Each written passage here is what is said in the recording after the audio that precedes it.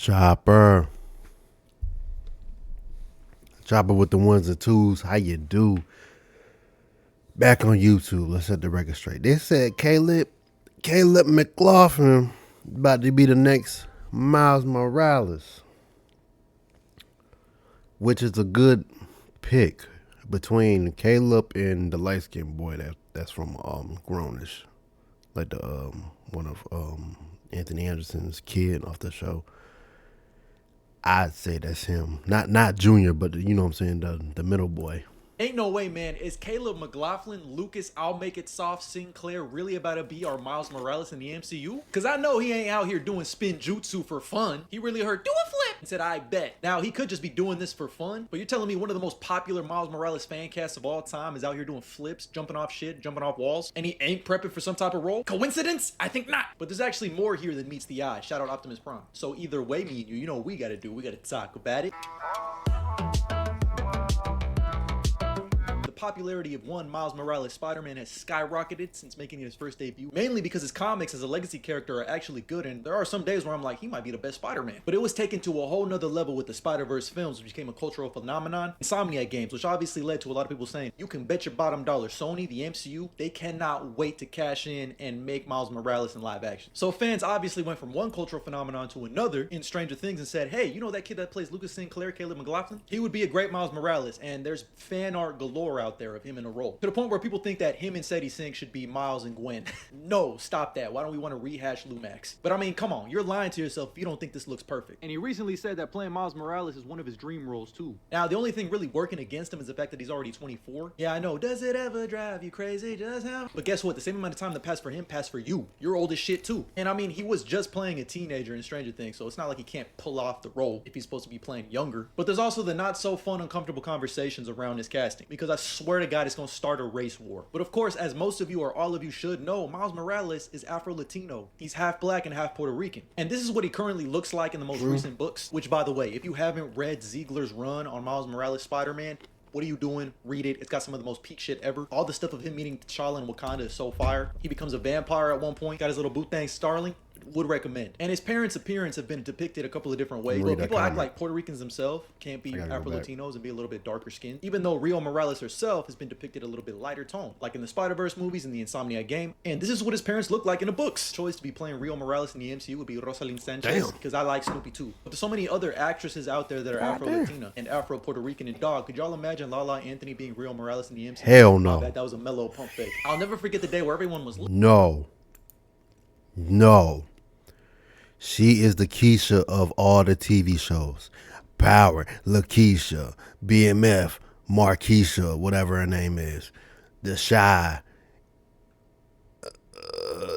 Keisha. She played a whole bunch of Keishas on TV shows, and she getting banged out. Anthony being Rio Morales in the end. Please let me be on a TV show and let me bang her out. I'll never forget the day where everyone was losing their mind at the Liza Colon Zayas casting, because everyone immediately went Rio. Saw an Afro-Latino woman and immediately just like, this is why I don't like castings and fan castings, because it's all based on appearance, not performance. And by the way, she's not playing Rio Morales. She's playing a detective thanks to these set photos we got. And also, no offense to Liza, she's a little bit on the older side to be playing Rio Morales currently. But I think as long as the actor gives a solid performance and that Grandma Latina the personality and the characteristics of that character, that's all that should really matter. And you're lying to yourself if you don't think Caleb McLaughlin fits those characteristics. Although I'm praying they can make Miles Morales in a lab and just give us the perfect Miles Morales. Maybe there's an unknown actor out there just so we can stop fighting over fan casts. But yes, I agree.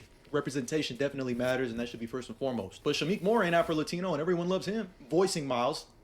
Maybe, you know, the Haley Steinfeld shit kind of fucked that up. Yeah, there is also Miles Brown out there, another popular fan cast who's even taking pictures with Tom Holland himself, to the point where people have edited this picture to look like Miles and Peter, and yeah, it works. And he himself is. That's what I'm talking about. The boy from Grownish. He could be a perfect fit.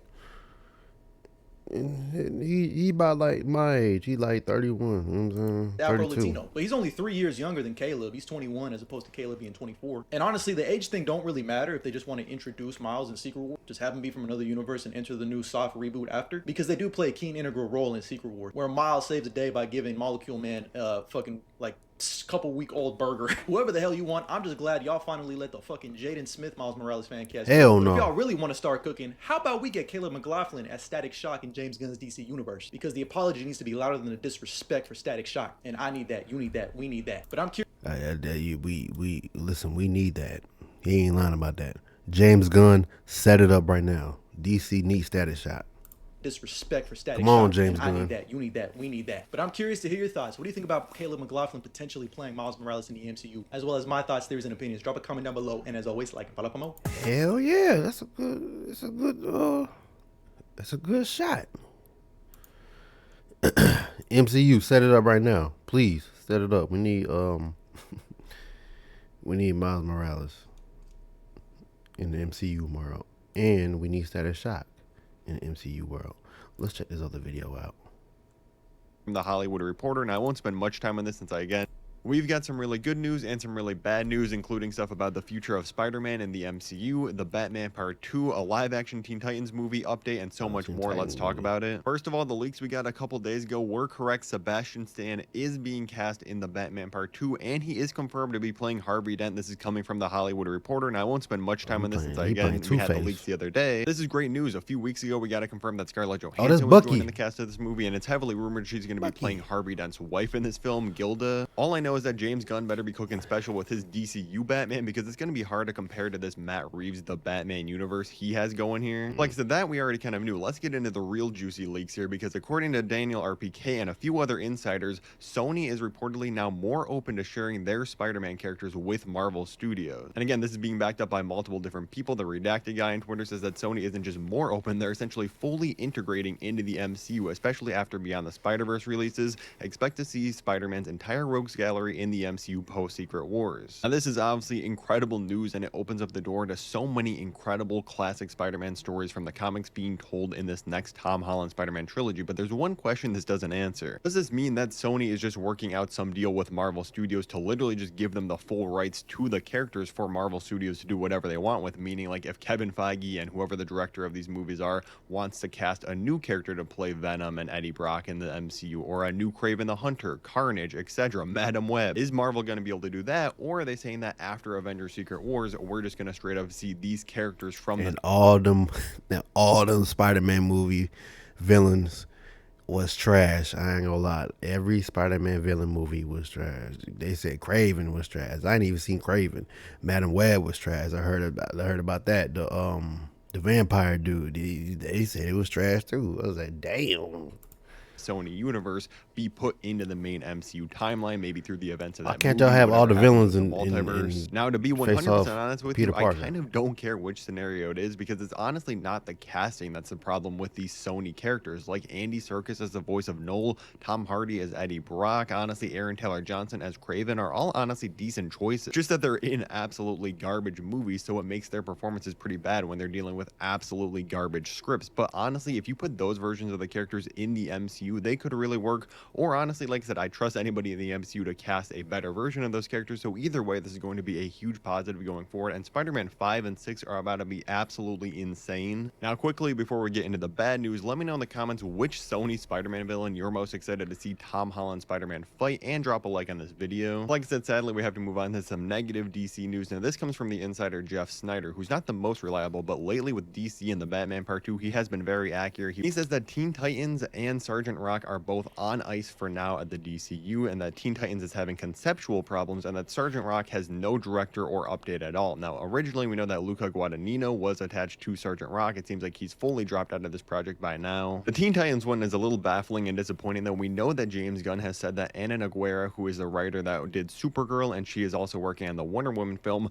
was assigned to Teen Titans, but he did confirm that she hasn't even started this a couple months ago. And honestly, with this news now and the fact that there's no script even started, I'm starting to get a bad vibes for this movie that we might not see this for a very long time, like 2030 at the earliest maybe. It really feels like a waste of a huge hit for DC, honestly. Like, if they could get a great live action Teen Titans movie, that could really capitalize on the nostalgia of all the kids that grew up with the Teen Titans and Teen Titans Go cartoon. But let me know in the comments below, who would you like to see cast in the live action Teen Titans movie when we do eventually get it? And if you want to see some crazy Avengers, Doomsday, and Young Avengers, I want to see Slade.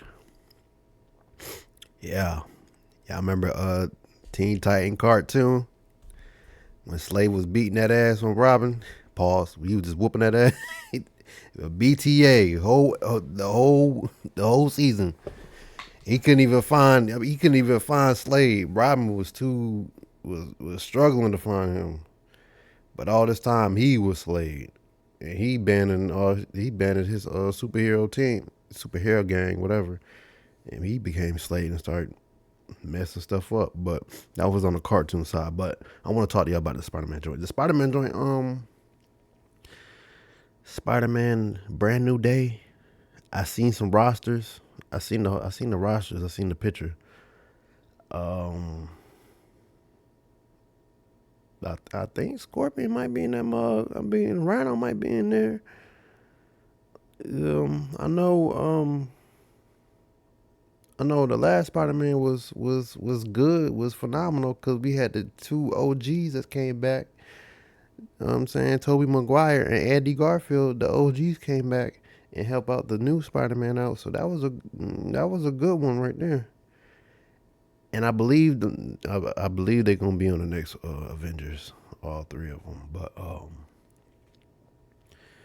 yeah, man. MCU, we need Sinister Six, the Sinister Six, in the new Spider-Man. Set that up. We need Miles Morales in the next MCU. Set that up. Batman Part 2. We need Mr. Freeze. we need the Croc. We need Harley Quinn regularly. We need Joker. We need Bane, like the big Bane, not Tom Hardy Bane, but we need like the Rock Bane or somebody who's stronger. Damn. MCU, DC, y'all need to get y'all ass together. But Chopper with the ones or two. Thank y'all for tuning in. Make sure y'all like the video, man. What y'all think about this? The rumors that's going on. Cause we got till December for the new Avengers, and they showing clips in 1 minute clips of these superheroes and stuff. They already announced Captain America coming back, Thor coming back, Cyclops raging out, he coming back, the whole X-Men team coming back. So I already know Black Panther about to come back. The whole Wakanda's about to join the fight. So hey man, what y'all think, man?